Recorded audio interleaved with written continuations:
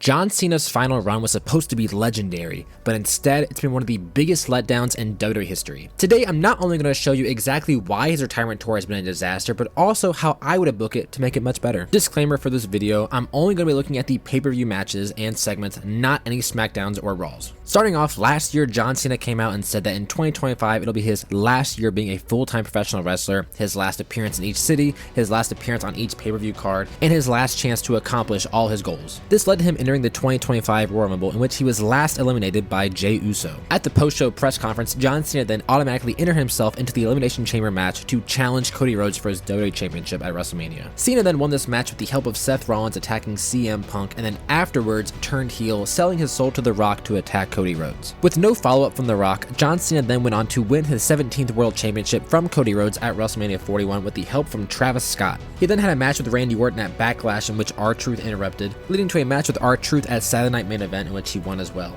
At Money in the Bank, Cena teamed up with Logan Paul to take on Cody Rhodes and Jey Uso in a losing effort. Then he took on his old rival CM Punk at Night of Champions, with the Vision interfering and attacking CM Punk, letting John Cena win. Randomly, John Cena then turned face and then lost his championship to Cody Rhodes at SummerSlam. Then in a match that had no right being this good, John Cena defeated Logan Paul at Clash in Paris, and at WrestlePalooza was squashed by Brock Lesnar. And as of today, he's been announced to be taking on AJ Styles at Crown Jewel. But that's been it. A heel turn that had no plans and no further follow-up, a random and rushed face turn, and wasting multiple dates with a Logan Paul tag team match and 2 matches with R-Truth. Not only are we wasting appearances on matches that don't matter, we're also having John Cena get squashed with only 5 appearances left. And while I do give them credit for giving John Cena a heel run, it was so poorly planned out and nothing came of it that it just absolutely ruined the entire year.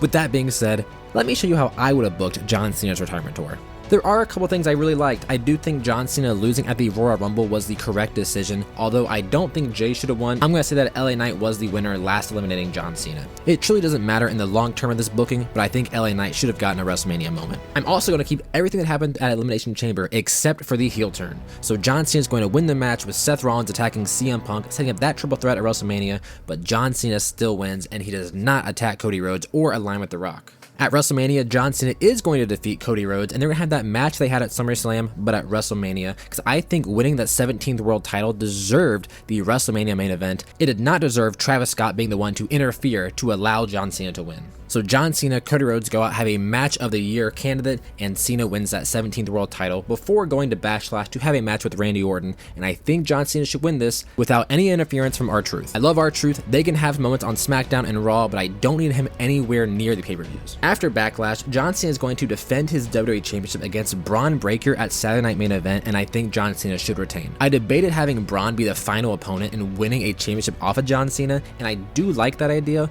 but I have someone else in mind later in the video that I like a little bit more. At Money in the Bank, we're running it back. John Cena is defending against CM Punk in a timeless classic, and John Cena is going to retain, redeeming himself from all those years ago. At Night of Champions, we're getting the rematch with AJ Styles, and John Cena is going to pull off the victory, retaining his championship. Now, everything so far has been pretty realistic. This is the part where I kind of divert from that and kind of go into fantasy booking, because I don't think it really would happen. I don't know the schedule, but at SummerSlam, I would have in the main event John Cena defeating The Rock and retaining his championship. With WrestleMania 28 going to The Rock, WrestleMania 29 going to John Cena, and we have the attack at WrestleMania 40, I think it makes sense that we do the trilogy, and then John Cena should win and retain his title. You could even try the whole John Cena, I want your soul, I'm a Hollywood megastar, I can get you movie roles, I can get your parts cut, I can do whatever I want, just be my champion, and Cena says no. He has the match at SummerSlam, and John Cena retains. Which leads us to Clash in Paris, in which he has a match with Logan Paul, and it is the exact same match. I thought that match was really good,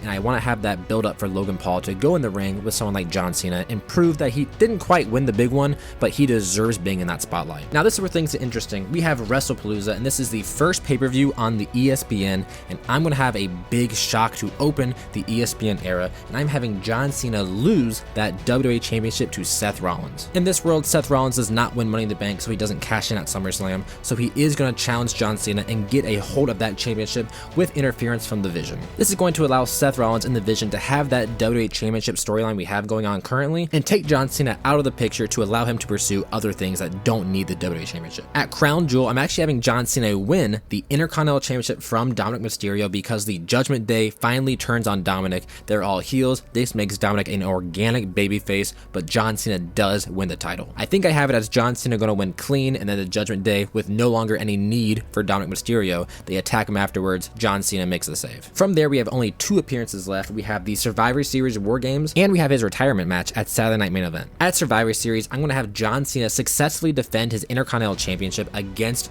Gunther, who is coming back to prove that he was the greatest Intercontinental Champion of all time, and that Cena is only got it because he wants it on the way out. This not only makes John Cena a Grand Slam champion since he won the belt from Dominic Mysterio, but he also gets 1 successful title defense underneath his belt. And this leads to the Saturday Night Main Event, John Cena's retirement match. It's not taking place in Washington, D.C., it's taking place in Boston, in John Cena's hometown, and I am having John Cena lose his Intercontinental Championship back to Dominic Mysterio. He loses it clean, they shake hands, and John Cena puts Dominic Mysterio over as the future of this industry. It makes Dominic Mysterio a mega baby star. It gets his title back, and we put Dominic Mysterio over in that final match. I debated having John Cena hold that WWE Championship until the very end and then losing it to Dominic Mysterio or Braun Breaker, but I wanted to get him out of the world title scene because I feel like it was kind of limiting on what we could book John Cena in. So if we take that title off of him, we open up a lot more options, and I like the idea of John Cena's last opponent being Dominic Mysterio.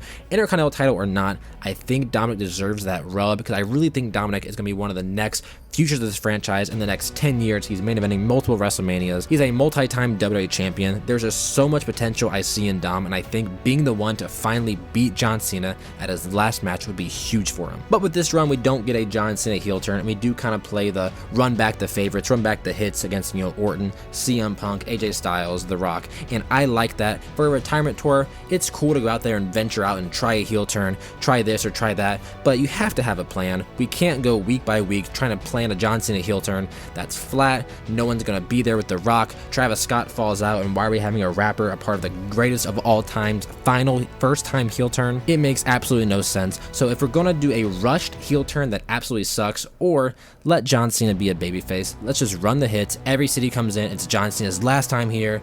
He's a great babyface. Everyone they're very happy to see John. I'd much rather have that, and he's still putting on incredible matches, as we've seen in real life, from the Cody Rhodes at SummerSlam match, the Logan Paul match. He's putting on these amazing matches, and so he has it in him, especially as a babyface. He didn't work quite well as a heel, and I hated the whole I'm going to ruin wrestling gimmick. So he goes on to win his 17th world title. He becomes a Grand Slam champion. He has some matches with rivals from the past. He has some matches with the future, like Logan Paul and Braun Breaker and Dominic Mysterio. But let me know in the comment section, what was your favorite part of John Cena's real life retirement tour, and how would you have booked it any differently? Make sure you leave a like on the video, and if you haven't already, subscribe to the channel for more wrestling videos. And speaking of more wrestling videos, I have one popping on the screen right now that I think you'd really like.